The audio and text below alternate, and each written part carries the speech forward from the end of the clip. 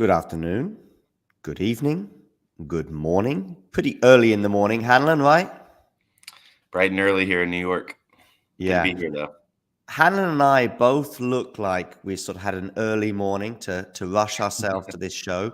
Um, but for one of us, it is an early morning for Hanlon.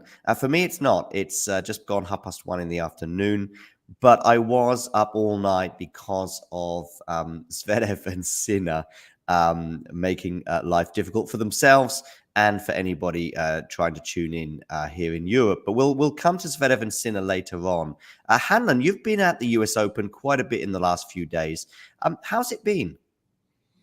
Yeah, John, I've been here, I think 5 of the last 6 days. So I got here last Wednesday night, and then I've been every day since Sunday. I'd say overall it's been great. There's been it feels like there's a renewed sense of energy and enthusiasm just among American fans with all of the momentum and the players and the prospects that we have in the draw here.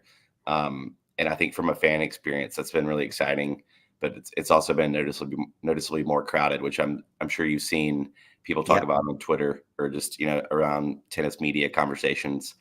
So that I think has had a little bit of an impact on the fan experience, just as far as the grounds passes go. But overall, it's been a great event and just a lot of exciting storylines. I think in the men's and women's singles and doubles fields. If there's a sort of two angles that I think you've touched upon already regarding the fan experience. I've seen and I'm aware of a lot of people very pumped for tennis, very pumped. Obviously, now we've got no COVID restrictions left, much to Novak Djokovic's pleasure, of course, but also the fans too. But on the flip side, the other narrative is that maybe they're selling a few too many tickets. I know that Paris, for example, has cut back this year to try and increase the fan experience. Where do you stand on this spectrum? I think, yeah, it's a delicate line, but I think you need to have some type of middle ground where you can still, yeah, the fans who are there, they leave happy and have a good experience and want to come back next year. But I think it's felt, especially during the first couple of days, it felt a lot harder to get into, big matches on Grandstand or Louis Armstrong or Court 17, any of those, second tier stadiums on the grounds without waiting, multiple changeovers or longer. So I think they need to find some type of sweet spot. I don't know numbers wise what that looks like, but I do think it needs to be managed a little bit more tightly just so that the fans who do come, have a great experience. I wonder if that's why they put the prices up quite a bit. I'm pleased to see Jane, who's a New Yorker, in the chat already, because I know that she was put off by the prices as well for some of the grandstand passes. Have you been to Wimbledon, by the way, Hanlon? I actually went on a family trip 20 years ago in 2001, Oh, and we queued in line. That was like my first tennis event to go to. oh We wow. did the queue and did the whole experience, but we just went for a day as part of like a bigger trip we were going on. So I definitely want to go back sometime soon. Do you remember a match or a player that you saw that day? We saw Leighton Hewitt and Lindsay Davenport play back to back on court one, so that was really exciting. And then I remember seeing Emily Mauresmo as well. Oh wow, three Yeah, massive figures within the sport. And Leighton it was Hewitt, a of good course, a year lineup. later would go on to win Wimbledon himself. Because that was also the year, of course, that Sampras lost to Federer, or Federer beat Sampras, perhaps I should say as well. Yeah, it was definitely I think it was an exciting event to be in. That was kind of what got me hooked on tennis to begin with. Nice. The reason I mention it, though, in relevance to this conversation is because actually I'm very familiar with waiting in long queues and experiencing multiple changeovers before getting in. In fact, you kind of have to weigh that up as you're waiting outside. And I'm not talking about court one, of course, and center court where they're sort of ticket only affairs. I'm talking court 12, court 15, whatever. You're sort of constantly kind of playing this game of trying to work out where you can go. But anyway, listen, pros and cons. Fingers crossed they get it sort of bang on next year. But there has been a lot to be very enthusiastic about if you're an American tennis fan this year on the court, Hanlon. Of course, we've got Tiafoe and Shelton and Coco Gauff. Peyton Stearns, of course, doing well. Madison Keys as well. And I may even be missing one or two players as well that at least made the fourth round. But let's Taylor Fritz was another one. Taylor Fritz, of course. Yes. His sort of path has been a bit understated, perhaps, but we'll perhaps come to that as we look ahead to the day ahead, in a way. But a lot of positives for American tennis. Do you know why we're sort of seeing a good period, or is it just law of averages says that American tennis is always going to be back one day? I think it helps that you have a lot of these guys who are the same, around the same generation that are pushing each other. I know, people talk about that a lot, but it helps to have that mutual, the peer accountability and also motivation when you see, one of your close friends or compatriots doing well, then obviously that's going to push the rest of the guys to do well. So it's nice that they have, this pack of Tiafoe, Paul, Shelton, Eubanks, Fritz, everyone who's kind of coming along generally within the same time frame, that they seem to be a tight knit group and they're pushing each other every slam. And I think just the depth is getting better and better, but we're waiting for that one person to break through and, hopefully win one. Yeah, indeed. Well, let's stick with the American theme, and let's begin with Jessica Pegula against Madison Keys. I've kind of lowered my tone a little bit, not because there's a lot, Madison Keys is a fantastic day for her, and we will come to her second. But my initial thoughts on this match were, did Jessica Pegula turn up? I know there's a narrative that's been building with Pegula like there is with Rublev and to a lesser extent with Sabalenka. What am I talking about? Sabalenka, it's semifinals. With Rublev and with Pegula, it's quarterfinals. And I know I've said this before on this show, where it's like, I don't think Jessica Pegula wakes up on the day of a quarterfinal and goes, oh no.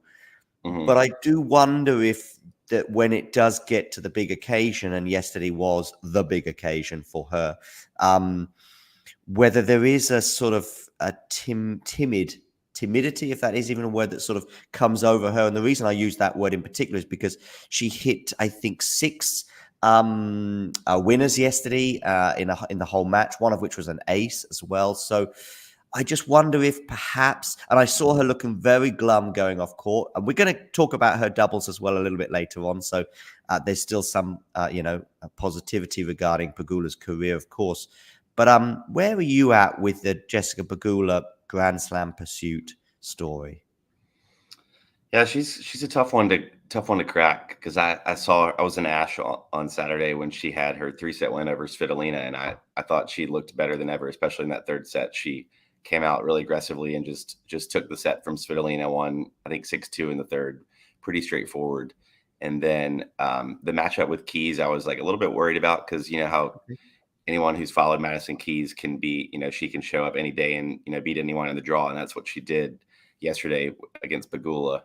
And Pegula just seemed kind of flat. It reminded me of other Grand Slam performances earlier this year when she lost to Azarenka. She didn't have just that look in her eye that you've seen her when she's gotten through some of those tough 3-set gritty victories. Mm-hmm. It just didn't seem like she showed up mentally. And honestly, I don't know that there was much that she would have been able to do with the way that Madison Keys was playing like that. And I think, when Keys gets on a roll, like I said, she can beat just about anyone in the tournament. I'm for Keys' standpoint, I don't know that she'll be able to sustain that level for the next few rounds. I hope she can. It'd be great to see her, play well and win this event or win, a Grand Slam in her career. But the way that we've seen her in the past, she can zone for a few matches and then usually runs out of steam. The train can get off the tracks. And I think Vondrousova will be a difficult matchup for her. It will. I will probably just touch upon a bit of positivity as well, though, for him, that Vondrousova had 1 or 2 issues physically yesterday. We'll probably. Oh, yeah, that's a good point. Yeah, we'll touch on that shortly. But yeah, bigger picture stuff regarding Madison Keys and Jessica Pegula. Well, first of all, I think it's been a very, very good year now for Madison Keys with the Wimbledon run and this run coming back to back. But the sort of damning stats that I can, you can just have a look at immediately are 1 hour and 1 minute and winning just 4 games. The roof was closed. Maybe Pegula was affected by that. I know some people on certainly Damien amongst the Talking Tennis team felt that impacted the nature of the match. And of course, Pegula had a bit of misfortune at Wimbledon this year when she lost a lot of momentum. I think at 4-1 up in the third and threatening to get a double break before then. Obviously losing that match to Vondrousova with the roof closing then mid-match or mid-set, if you like. So perhaps she's been a bit unfortunate at such crucial junctures in those slams. But I mean, the likelihood to win beforehand, according to these stats here, was that 69% for Jessica Pegula. That's how I thought too. That's what I was thinking. I thought Pegula was going to break this sort of quarterfinal curse and get to the semis here, where she probably would have run into an unstoppable Sabalenka. But yeah, I'm a bit concerned now with Pegula, and there's another player that we're going to come to shortly as well, who's at a similar juncture in their career, where this Grand Slam pursuit, which it is. I know a lot of people say, listen, it's a great tennis career if you win a 250 or 500, or you just make the top 100, and I completely agree with that. But I know that Jessica Pegula, Ons Jabeur, Andrei Rublev as well, they all have slightly bigger ambitions than just sort of staying around the top 10. Yeah, that's a good point. There do seem to be several players right now that are in the kind of on the outskirts of the top 3 or 4 in the men's and women's games, like Pegula and Rublev and Ons, who are just struggling to get over those mental humps later in slams. And yeah, especially once Iga lost, it seemed like it was Pegula or Sabalenka's event to win, if anyone, or Coco. I would have put the 3 of them probably as the next tier of favorites. So I think this one's definitely going to hurt for Pegula, especially being on home soil. But I'm interested to see what happens with Keys and Vondrousova, if Keys can keep up this level, or if Vondrousova is going to be too clever and crafty for Keys's game style. Indeed, I think it will be interesting. That's a perfect segue to then move on to Peyton Stearns against Vondrousova. This is possibly the match I can probably elaborate on most.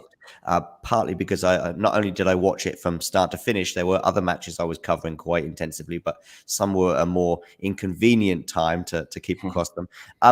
But yeah, so Vondrousova Stearns comes flying out of the box.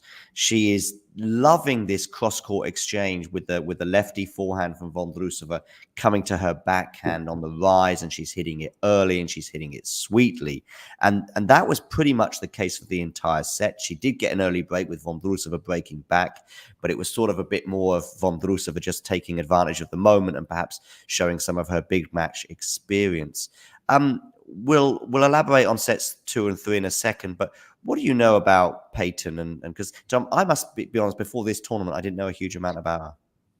She was an NCAA champion from the University of Texas, so comes from a really good collegiate program in the U.S. And I got the chance to see her play in Austin at the ATX Open, the new WTA 250 event earlier this year.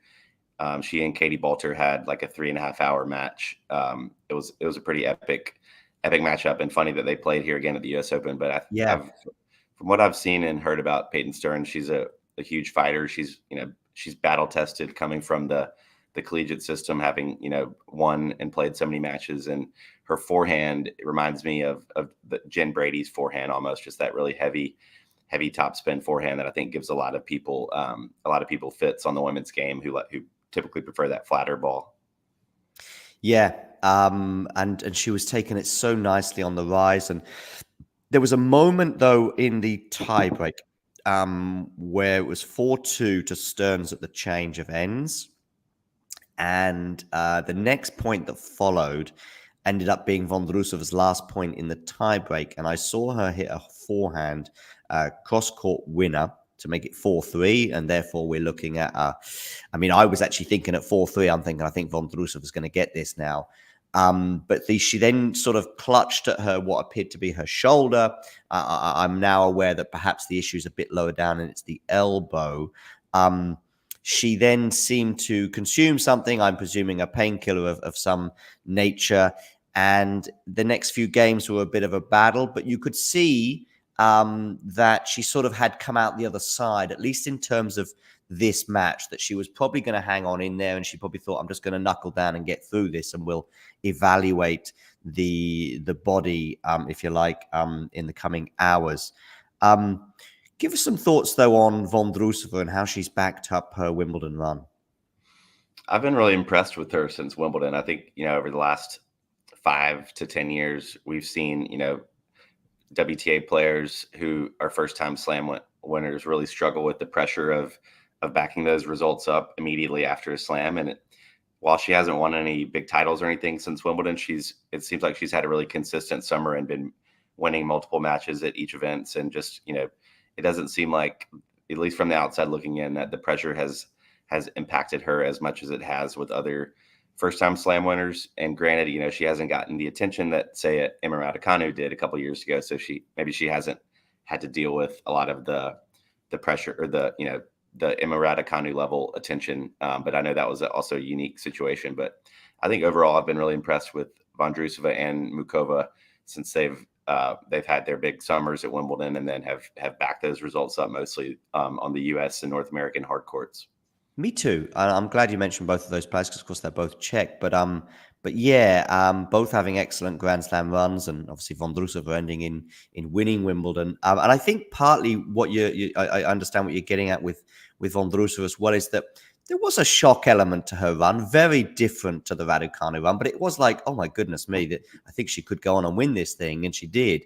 But then there's also a feeling and a concern, like with Raducanu, where you're thinking, it might be a couple of years before we see something similar. It might be never again, with both of those players for very different reasons. But with Vondrousova, it's like, that was her moment and she had to make the most of it. I know she's been in the Grand Slam final before, but for her to back it up with a quarterfinal run and perhaps even go beyond is very impressive.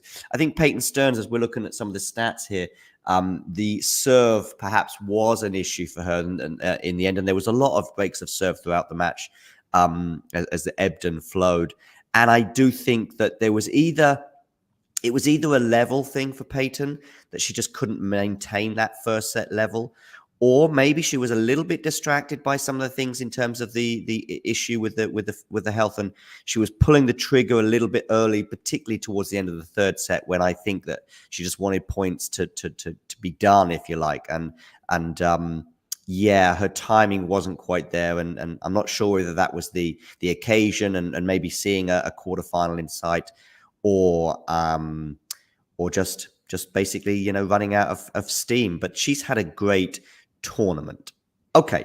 She has, and I think one more thing on Peyton Stearns too. Sure. It's pretty impressive that I think this is her first full year on tour, and she's already, after this event, I imagine she'll be like within the top 40 maybe, or I think she was in around top 50, top 60 before the US Open. So she's had a really steady, consistent climb too. I think she's going to keep going. So it's exciting to see just another American tennis name climb up the rankings and add to the depth.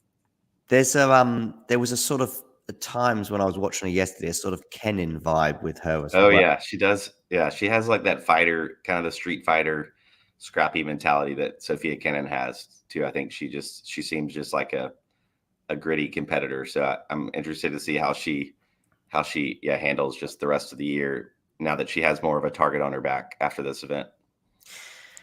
Okay, on to Jabeur, Qinwen Zheng. Qinwen Zheng winning this one 6-2, 6-4. What I said during the match to Nick, who I was talking to throughout this match, was that although it was a comfortable win in terms of the scoreboard for Zheng, and although Jabeur certainly had issues, particularly on the backhand side, and unfortunately there were just way too many errors coming off the racket of Ons, what I found with this match was that each game, just as an entity, was actually really exciting and kind of lots of knife-edge games, even if it was 15-40 or 40-15, just because of the inconsistency even off the racket of Zheng. And also she was really struggling to get first serves in. I think overall her first serve percentage was 40% of getting those points in. So even at 5-2 to Zheng, or 5-3 with a double break, I think it was in the second set, 5-2 with the double break that Zheng had, it was still like, if Jabeur gets one of these breaks back, and she did, it was still sort of felt a bit like on a knife edge, more than, when Novak's up 2 sets in a break, or we think of Serena in a similar situation, or Rafa, or any of these figures in the sport. Or perhaps even a Yannick Sinner is up, a couple of sets, or Zverev. You sort of think, oh, well, that's done, and you switch over. I didn't quite feel that with this match, and that's hats off to both players. Yeah, I didn't see a ton of this match until the very end. We were sitting outside of Arthur Ashe and watching it on the big screen, and I agree with you. It seemed like Jabeur was giving her, every last bit of fight there at the end. And once I saw her fight off, her first match point or two, and I was just glancing at it here and there while talking to some people, so didn't see the whole thing. But it definitely it seemed like she could have turned things around quickly. She could have done. We'll come to Zheng in a second, but first of all, Jabeur. I mean, it does sound like a broken record when I was talking about Pegula. Of course, Jabeur has been much closer to that elusive Grand Slam, but with both at similar ages and both just falling short in different ways. With slams that pass Jabeur by, and of course she had a lot of issues in this tournament. I don't know if you saw her in any of her previous rounds, but unfortunately she was having some physical issues. I certainly, after the first round, very openly, basically, this was a big struggle for me physically today in terms of illness, etc. That may have got gradually better as the tournament went on, and maybe it was just an off day yesterday. But what are your thoughts on Jabeur at the moment?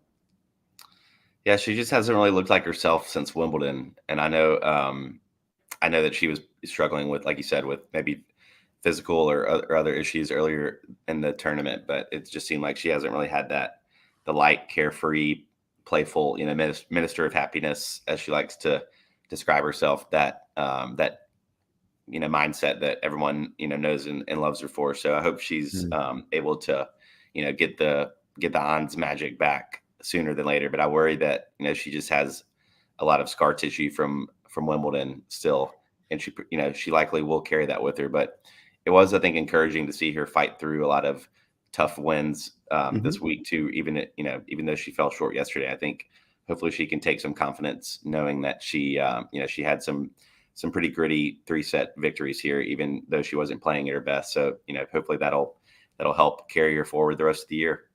Hanlon, there was a theme during the first week of players being ill. Dominic Thiem, Ruusuvuori. I'm aware of the fact that they were different ailments, apparently. I mean, from what I understand, certainly from a member of someone who's close to both Emil and Ons, had said to me that they may have both been ill at different points or during the first week, but they were very different illnesses. But has there been, are there people on the streets and are there people at the US Open saying that we're all feeling ill? Is there a flu bug going around, or am I getting carried away? That's a good question. I'm not sure, to be honest, but I have heard a lot of people like just talking about it casually or seeing things going around on Twitter. Once, John McEnroe wasn't able to commentate because he caught COVID right before the U.S. Open, and then some of the players withdrew for different reasons. So it seems like there's been some silent or some less quiet chatter going around. What's surely something's probably floating around the grounds right now, but I don't think anyone has necessarily taken it seriously or done any testing or anything to my knowledge. But maybe we'll find out something after the event. Who knows? I did a video last night actually on Qinwen Zheng, so make sure people in the chat check that out. But I was pretty impressed with her, possibly even more than the people I spoke to about her that were sort of saying, hold on a bit, because I did think she was pretty impressive yesterday. First serve percentage apart, she was hitting the lines, and I am tempted to sort of say that she has arrived. That's sort of the question I posed to everyone, really, in a way, and I'd love to hear your thoughts on Qinwen Zheng. Hanlon, I mean, she's been somebody that's been there or thereabouts in a way on the tour, that every tournament we go into, a big one, is this going to be the moment that she makes it to the second week or the quarterfinals? And yesterday she did. Yeah, this is a big moment for her. I think she's been hyped up it seems like for pretty seriously for the last couple of years. So, but maybe hasn't really had the massive breakthrough that, especially on a big Grand Slam stage recently, like many have expected of her. So Hmm. I really like her chances, especially now with working with Wim Fizet. He's obviously a very proven WTA coach and has had quite a successful track record. So Okay. I would suspect the two of them to be a very good partnership moving forward. Nice. Sort of a transition from the women's to the men's in that we had the two of the big fish in Sabalenka and Alcaraz, both winning comfortably, but in actually quite different manners. And one of them was just like, I'm world number one, and I might be here for a while. I do think that the matchup for Sabalenka against Kasatkina was quite favorable. Kasatkina won 3 games, and only one of those, for example, was on her serve. She was actually doing okay on the Sabalenka serve, partly because Sabalenka didn't throw in too many double faults. I think it certainly towards the end of the match it was just 3, and it may well have stayed at 3, which is fine for a match. But they did all come in the 2 games that she was broken in. But bigger picture regarding this match was just that the power of the racket of Sabalenka. I'm not sure anyone would have lived with her yesterday, but maybe Kazatkina was unfortunate to be in the headlights. Yeah, that does seem like a very tough matchup for Yeah. Kasatkina. We were watching some of that on the big screen outside of Arthur Ashe last night, and every time I looked over, Sabalenka was just clobbering a serve or clobbering a winner one direction to the next. So I don't think, yeah. I mean, I love Kasatkina as a player, and her game style is so refreshing to Yeah. watch. I think she plays a lot differently than most of the top WTA players, as we all know. But that certainly against Sabalenka is not her best matchup. So, as I said, Carlos Alcaraz also progressing. And if you didn't watch the match and you just went, okay, yep, straight, 6-3, 6-3, 6-4 over Arnaldi, that's possibly the way you would have expected it to pan out. The third set, Arnaldi actually, I think, was up a break before Alcaraz got the back-to-back breaks. Once Alcaraz got it back on serve, I'm going to say at around about 4-3, 4-4 in the third set, it was like, oh, okay, Arnaldi needs to watch out here and needs to make sure he holds serve to try and at least potentially force a tiebreak. Probably the bigger picture, though, here with Carlos, and I'm not saying we should be super concerned, but if you are a Carlos fan, it is probably something that fans do get preoccupied with, is that the strapping on one of his legs appeared to be more obvious yesterday. I noticed it very subtly 1 or 2 rounds ago, and I was wondering if that may impact him at some point in the tournament. A lot of people were telling me that apparently it's something he's pretty much had on throughout the summer, and so no big deals. But it was getting larger, and I think he even unwrapped it and rewrapped it at one point yesterday.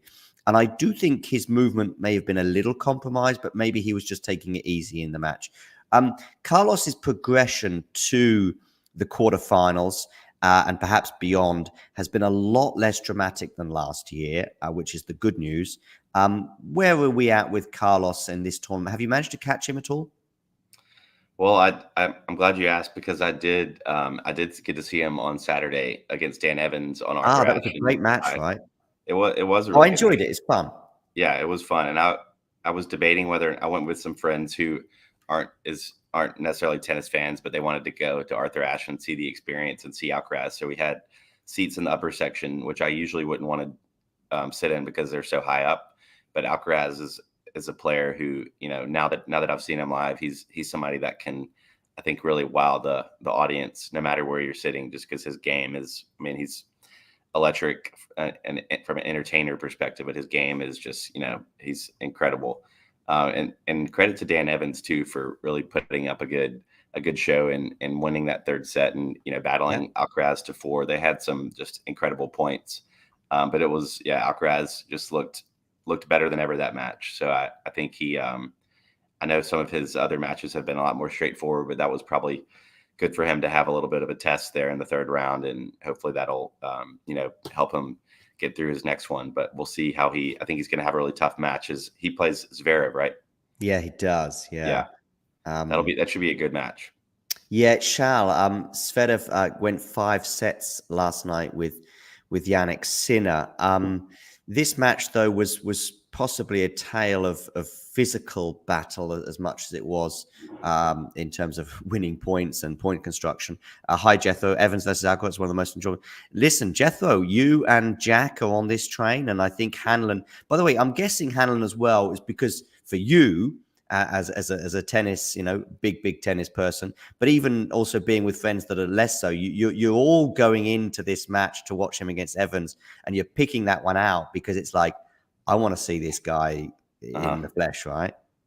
Yeah, and we bought authorized tickets like several months ago, so it was just we lucked out big time that we were able to see Alcaraz. But I was pleasantly surprised that it was as competitive as it was, because I just expected Alcaraz to kind of roll straight through him. I know Dan Evans hasn't had a very good year up until he won the title in DC, so it was great to see him put up a fight, like I said. But Alcaraz, just I think no matter who he's playing on Ash, he's going to put on a good show.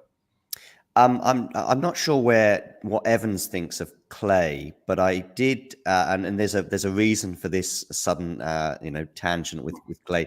Alcaraz said that his least favorite surface right now is clay. Now that may well change in about 7 or 8 months if he goes on to get the clay court slam and get the surface slam.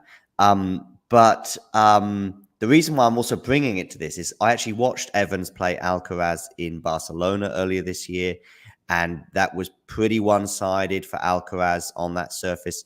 And so I was a bit concerned that we may see a similar situation, particularly if Alcaraz is slightly better on a hard court. But and Evans is okay. He's had some good clay results, certainly. I mean, even that tournament beating Cerundolo, but also in the past beating Djokovic in Monte Carlo. So I was a bit concerned going into this match. But as you say, Alcaraz has this ability, by the way. I think you or I could play Carlos, and he might make some points very exciting somehow, and still win them, of course. Oh yeah, he would probably drop shot and lob us the whole time and just string us around like a little just like a little cat. We would be puppets on a string, I'm pretty sure. So Alcaraz tick, Sabalenka tick as well. Both go on, and actually they are my 2 picks for the tournament, and I'm not going to change my mind yet, but I'm probably a little bit just not quite sure about Alcaraz with that draw, because he has got to play Zverev next. I was not quite sure before Zverev and Sinner played which one would be the trickier one. The sense afterwards is, though, that perhaps because Zverev and Sinner pushed each other and both were really struggling physically in the 5th set, Sinner probably more so with cramps.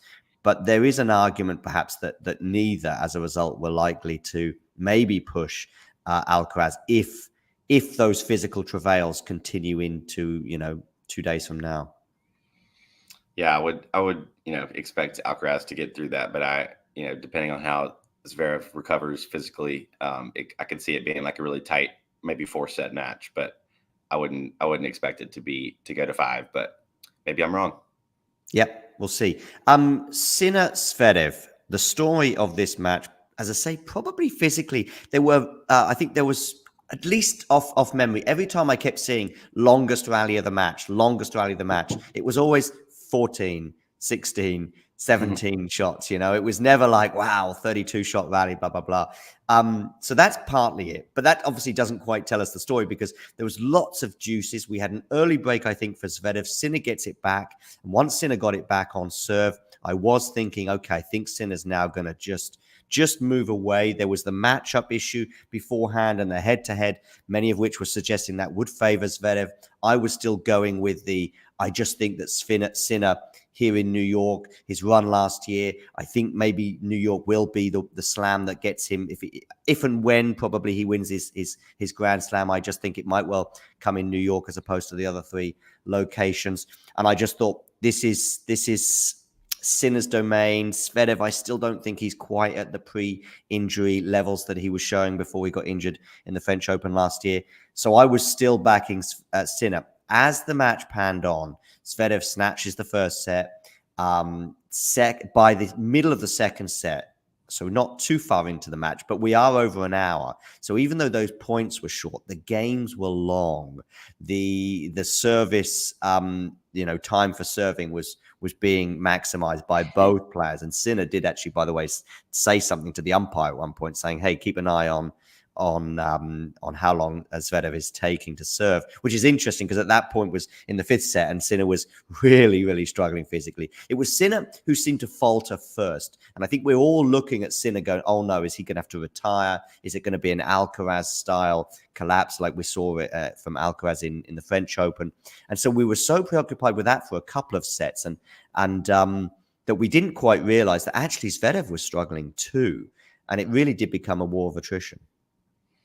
Yeah, I didn't see the last two sets. Just it was kind of late, and I went to bed. I think, but I remember Sinner was cramping.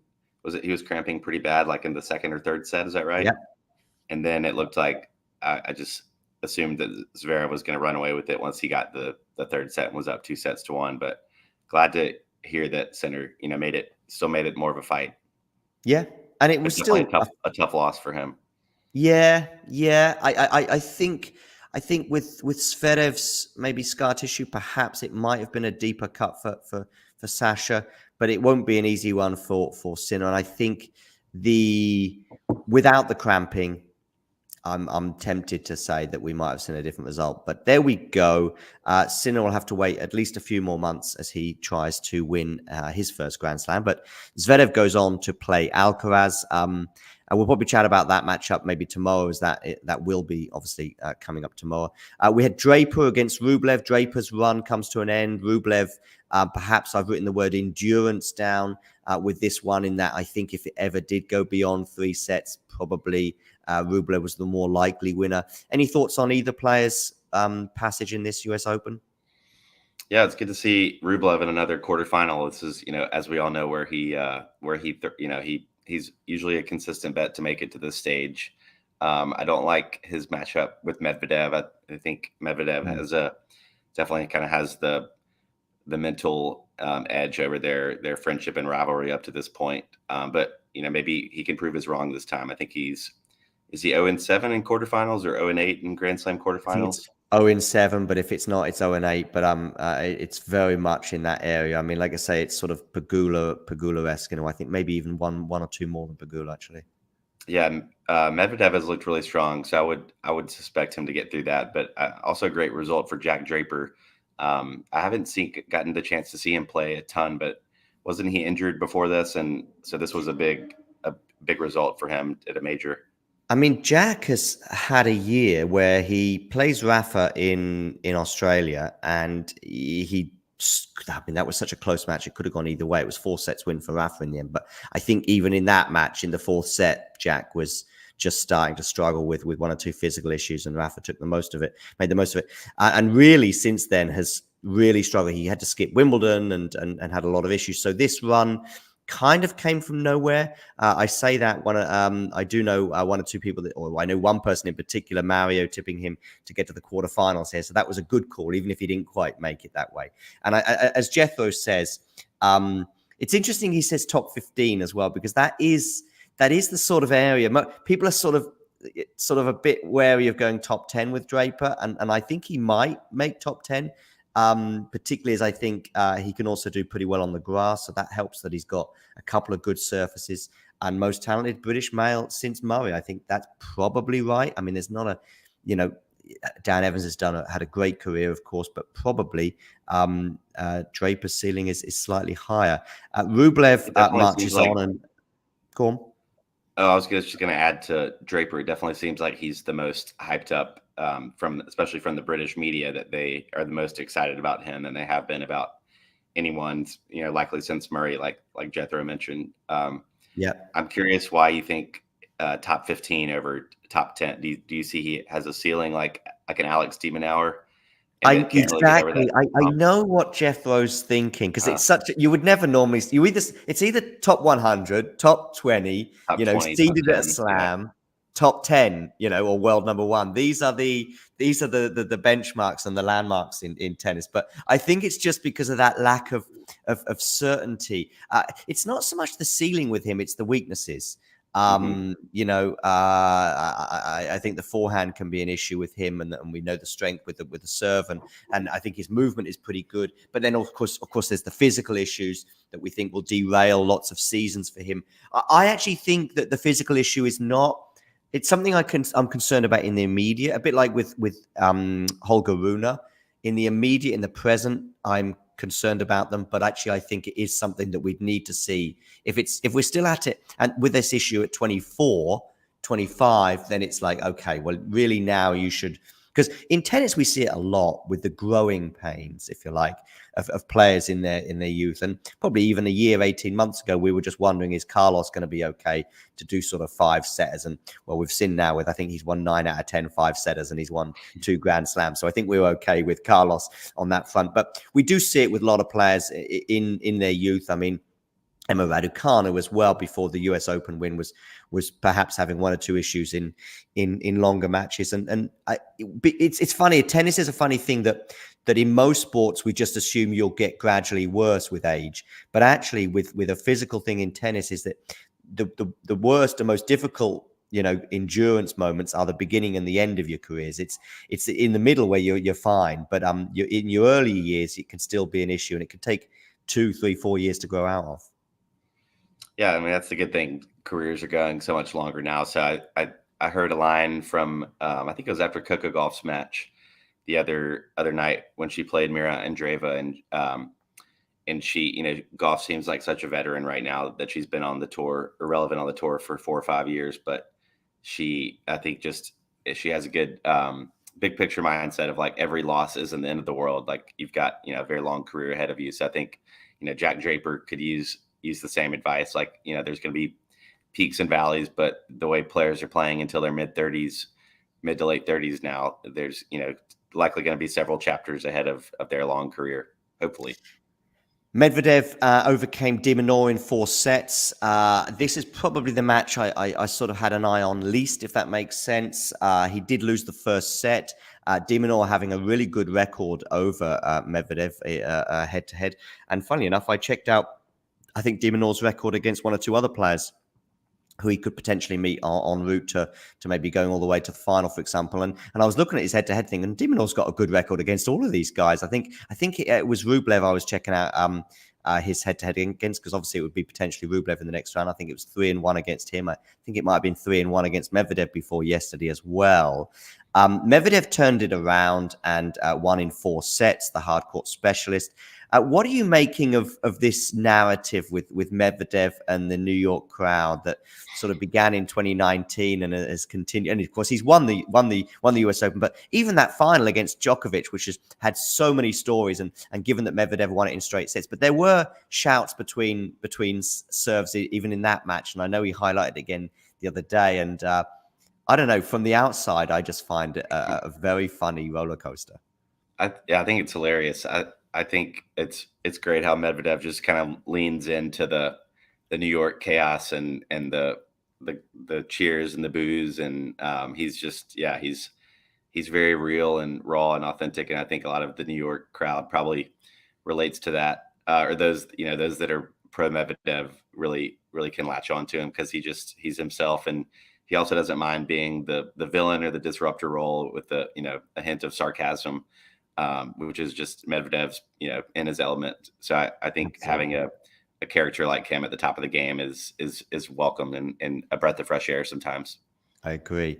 The Medvedev thing, I think the people in the stadium, I'm talking about 2019 here, were probably, were giving him a lot, and then there's him biting back, and then them giving back, and this is just sort of probably your tennis fan, if you like, in the stadium in 2019. But I think with that tournament, then the stuff goes viral on social media, and tennis fans, big tennis fans, tennis nerds are loving all this, and they're going, okay, this guy's actually quite funny.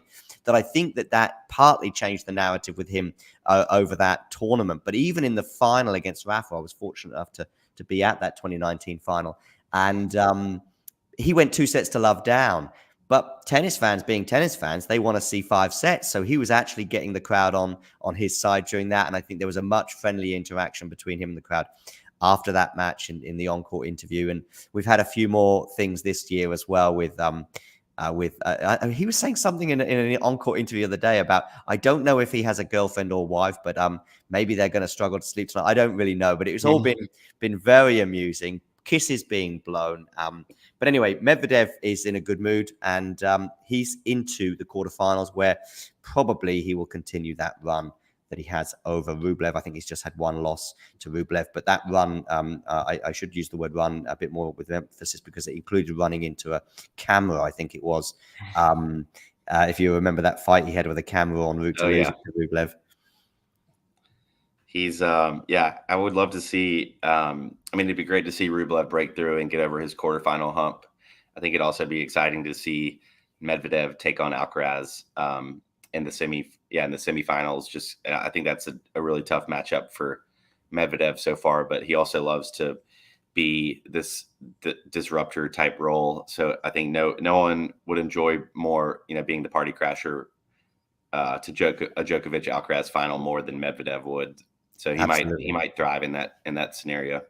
He might do. I still think he'd probably rather play Zverev in the semis, but we'll see how that pans out. Medvedev as well is somebody that 2.5 years ago, I'll say, so the beginning of 2021, he was on a pretty good run. I think he just won the ATP Tour Finals. He goes into the Australian Open. He goes into that final against Novak, and I think some people, including myself, thought that was going to be close. It ended up not being close. But the reason I'm mentioning this particular period in his career, rather than actually going on to win his first slam in New York, is actually then I remember making a prediction of going, I think this guy's going to win multiple slams. I think I even maybe a little bit optimistically thought 5 or more. However, he might not win another one. I mean, I know he's in a quarterfinal and there should be plenty of positivity right now, but it doesn't quite feel, and it might change in the next 3 or 4 days, but it still doesn't quite feel like the Daniil of 2019, 2020, and 2021. Yeah, I would think, if I had to guess now, I would put him in maybe the 3 to 4 or 3 to 5 range, like career slams. Just that would be my prediction. I think he'll be able to grab a few on the hard courts here and there over the next couple of years. Once Djokovic, if and when Djokovic ever starts to decline, and Alcaraz, he'll likely win a couple each year, but it'll be really hard, as we've seen, to win everything like Djokovic has been trying to do. But I think it's interesting. The top 3 guys right now are all different eras, kind of like the leader of the pack in their respective era. So it's cool to see 3 guys from different ages, different eras, all sort of squaring off together in the top 3 right now. Yeah, that is interesting. I mean, very different players in the way they play, but also at very different points in their career. All right, let's switch, Hanlon, to the doubles. We don't always talk about doubles on the first serve or in its previous iteration, last ball drops. They're basically, we have the same show, but one is when the tournaments are at a slightly more friendly time for us Europeans, we go with basically as soon as that last ball drops at the French Open or at Wimbledon, we go live. But we couldn't do it here just because we have 2 or 3 Americans that are frequently on the show, but they're all doing stuff for New York and stuff. So they're obviously maxed out, and so therefore I'm relying on Europeans for this show, and me included. None of us want to be doing a last ball drops after Zverev and Sinner have gone 5 sets, and it's 7 a.m. and we haven't slept for almost 24 hours. So we've got the first serve, and we're going to have a debut appearance, at least for this tournament anyway, for some doubles stuff. What have been your doubles highlights thus far? Probably the favorite match that I've seen so far was sitting courtside for Skupski and Koolhof, the number 1 seeds on the men's side. They played Cabal and Juan Sebastian Cabal and Robert Farah from Colombia, and that was the last match of their career. But it was a really exciting 3-set match. There's a ton of Colombian fans in New York, and I think Cabal and Farah have developed such a big national following throughout their career. So it was a really exciting match. It felt almost like a Colombian Davis Cup type atmosphere, and knowing that they've been a partnership that has really stuck together throughout their career. And I think they're a great example of a good doubles team that is loyal. They stick together and they have a really strong fan base. So hopefully we'll continue to see more teams like that, come through on the doubles tour, because it's great for, marketing and engagement with fans. I'm just sharing a tweet from you here with the 11 Americans still remaining in the quarterfinals in the various different forms. I mean, Taylor Townsend is one name that's jumps out for me here because she's somebody who's certainly having a lot of fun with Layla and also Ben Shelton. And of course, Ben Shelton's pretty busy on the singles side as well. Um, should we be worried about Ben, by the way, playing the doubles and the singles? I know it's something that fans of doubles can maybe get a little bit annoyed about, but maybe I mean I'm generally a fan of thinking it's actually a good thing for both players. And I think you know your body, right? You know if you're really struggling to get up and you're stiff and you're thinking. So I think Ben probably knows what he's at, and he tends to sort of have quite a few short 149 miles an hour points anyway. Yeah. So I don't think he's. But what about Taylor anyway, and her ability to on the double scene? Yeah, I think I would say watching Taylor and Ben play mixed doubles together has been probably one of the best doubles stories of the tournament too. They've lit up every arena that they've played in, and just have such a fun energy and camaraderie together. But Taylor on her own, I think she's won 3 or 4 different titles this year with different partners every time. So she's established herself on the doubles court. She's got great hands, great instincts to the net. She and Layla are kind of just, this fun power left-handed dynamic duo. And I would put them, I think Taylor and Layla and Coco and Jess would be my 2 top favorites to win the doubles title on the women's side. They're on the same side of the draw, but I think either of them, has a great shot here. But Taylor really knows how to engage the crowd, and she's got a big fan base, especially here in the States. So it's been a great, just a great face to have, at the top of the doubles game. Cool. Well, I think that's a nice, happy ending to today's show of The First Serve. Make sure you hit the like button. Make sure you subscribe. Make sure you check out Hanlon on Twitter. What's your Twitter handle? It's Hanlon Walsh, just my full name. Oh, there we go. Nice. Yeah. From the Tennis Tribe, as you can also see in brackets after his name on the screen there. Obviously, with Will Buchek, both of them making fairly frequent appearances on the show. Fingers crossed we can find time as well next week to do our sort of usual Grand Slam review of the doubles. That could be cool. And have you got one more day, did you say, at the Slam? Are you going today? Yep. Will and I are both going to go today, and we'll see.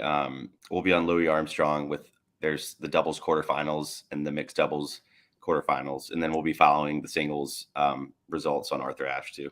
Cool. Yeah, I'm just going to very quickly run through the matches today. We're going to cover all 4 as well on the channel. The first one up is Ostapenko Goff.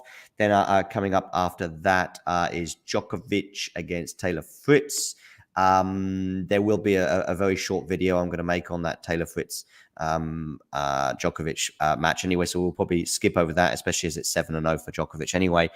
Then we've got Chastea against Mukova, and finally Shelton against Ben Shelton against Tiafoe, which I think is going to be electric. I just want to have a couple of words on a couple of those matches. I think the 2 matches that really sort of jump out at us for one reason or another. No offense to either the fans of the other 4 players involved, but the Coco Gauff Ostapenko match and the Ben Shelton Tiafoe match, I think, are eagerly anticipated. Yeah, those are definitely the 2 blockbuster matches, and it's interesting that Coco Gauff and Ostapenko were a day session match. I heard people wondering if that was a request from Coco Gauff's team, knowing that she likes to play in the heat, and she thrives playing those type of tough day matches where a lot of players prefer not to. So I think that'll be a great match. And then I'm curious to see if Taylor Fritz can put up a good fight against Djokovic. He's definitely flown under the radar this tournament because he's had a fairly straightforward path to the quarterfinals. But this is a huge moment for him as the top ranked American. But of course, Tiafoe Shelton is going to be the popcorn match tonight, and they're 2 players that can really put on a show, as we know. So I think they'll be a perfect lineup for evening session at Arthur Ashe tonight. Indeed. And each and every one of those matches will be on the channel. So please join us for that. Obviously, not you, Will. I mean, I don't expect you to sacrifice a day at the US Open to listen to me and some of my colleagues chat. But I'm sure you'll have a great time, and say hi to Will for me. And I'm glad Shrihari finds my little teaser, little joke there at the end. Squeezed the only joke I think of today's episode in. All the fun was brought to us by the players, and that's how it should be. A big thank you to you, Hanlon, by the way. Yeah, thanks, John. It was fun talking singles and a little bit of doubles, and hope to see you guys soon. Good luck with all the coverage today. Thanks very much. And to everybody else, Tennis World, thank you for stopping by, and you know the drill. If you enjoyed this video, make sure you hit that like button. Don't forget to subscribe and click that notification bell so you don't miss out on all things tennis.